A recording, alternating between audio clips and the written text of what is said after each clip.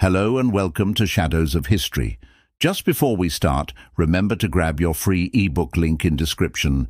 Africa, the cradle of humankind, a continent of vast landscapes, ancient civilizations and endless stories. But beyond the myths and legends lies something even more powerful, the earth itself. From shimmering gold and diamonds to rare minerals that power today's smartphones, Africa's natural wealth has shaped the destiny of nations. For thousands of years, outsiders have looked to Africa, not just for exploration, but for extraction.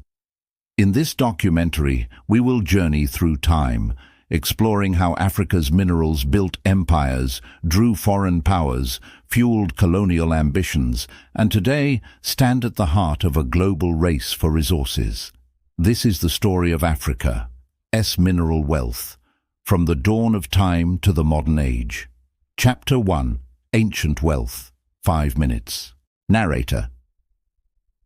Our story begins thousands of years ago, along the banks of the Nile. Ancient Egypt, one of the world's first great civilizations, was powered by Africa's resources.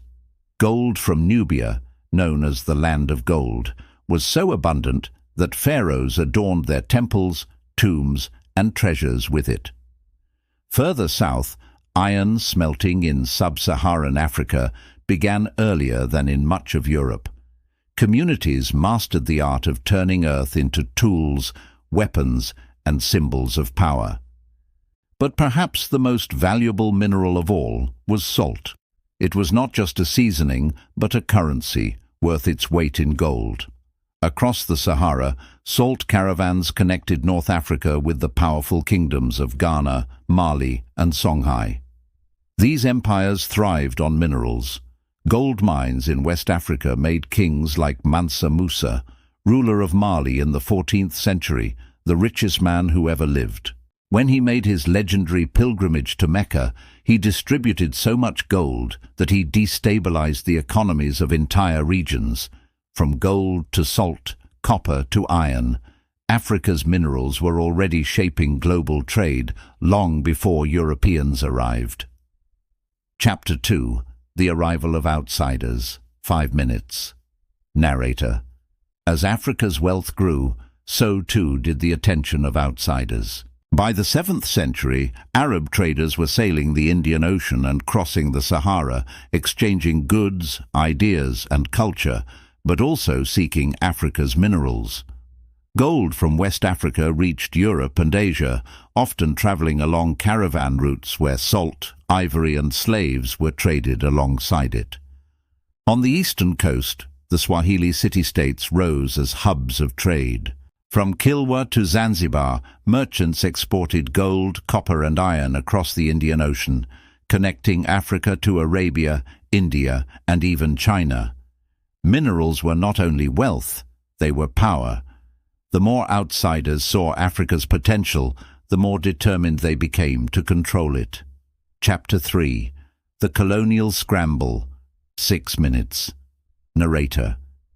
The 19th century brought one of the most dramatic turning points in Africa's history, the scramble for Africa. As European nations industrialized, they hungered for resources.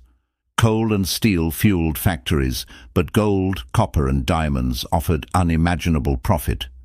In 1867, diamonds were discovered in South Africa. Just a few years later, gold was found in the Witwatersrand.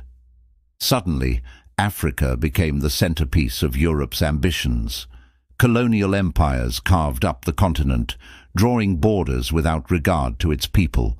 Belgium claimed the Congo, rich in rubber, ivory, and copper. Britain took South Africa, Egypt, and parts of West and East Africa. France stretched across North and West Africa, while Portugal, Germany, and Italy claimed their own shares. The extraction was brutal. Africans were forced into labor, lands were seized. Local economies were redirected to serve Europe's factories and treasuries. The continent's vast wealth flowed outward, while its people were left in poverty. Minerals like gold and diamonds were not just commodities. They became symbols of empire. The world's richest mines lay beneath African soil, but the profits rarely stayed there. Chapter 4. Post-colonial struggles. 4 minutes. Narrator. When African nations gained independence in the mid-20th century, many believed a new era of prosperity had arrived. At last, the wealth of the land could serve its own people. But independence did not end the struggle for minerals.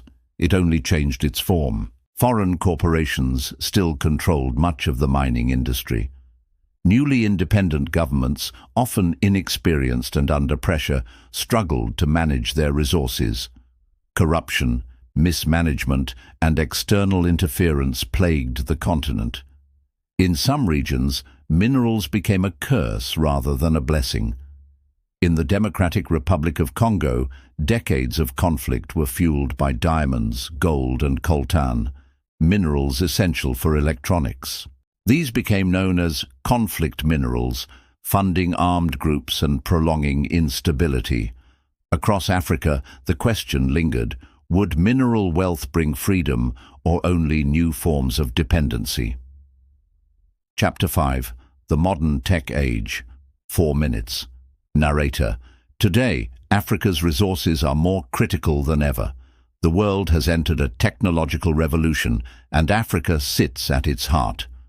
Cobalt from the Democratic Republic of Congo powers the batteries in smartphones, laptops, and electric cars. Platinum from South Africa is used in catalytic converters and renewable energy technologies. Lithium deposits in Zimbabwe and rare earth elements in Tanzania are vital for the green energy transition. The same land that once supplied gold for the crowns of kings now provides the minerals that drive modern innovation. Without Africa, much of today's technology simply could not exist. Chapter 6. Global Competition. 3 minutes. Narrator. And so once again, global powers look to Africa. China has invested billions in African infrastructure in exchange for access to mines and minerals. The United States has increased its military and economic presence. Russia, too, has sought influence, offering military support and mining deals. Europe continues to rely on African resources to fuel its industries. Africa has become a chessboard of global competition, but unlike in the colonial era, African nations now hold more bargaining power. The challenge is to transform their resources into long-term prosperity without repeating the mistakes of the past. Chapter 7. The Future. 2 to 3 minutes. Narrator. The story of Africa's minerals is not just about exploitation. It is also a story of resilience, opportunity, and hope. From the gold of ancient empires to the cobalt of the digital age, Africa has always held the keys to global power. The question is, will the 21st century finally be the century when Africa benefits fully from its own wealth?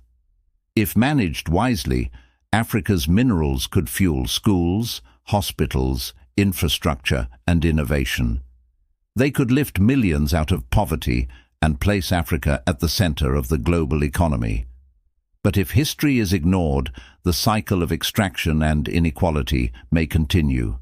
One thing is certain, Africa's mineral wealth has always shaped the world, and it will continue to shape the future. Closing. 1 minute. Narrator. This has been the story of Africa's minerals, from the dawn of time to the challenges and opportunities of today, a story of wealth and power, of struggle and ambition. A story not yet finished. For as long as the world depends on what lies beneath African soil, the continent will remain at the center of history. Now check out these other videos which you might find interesting. And don't forget to subscribe.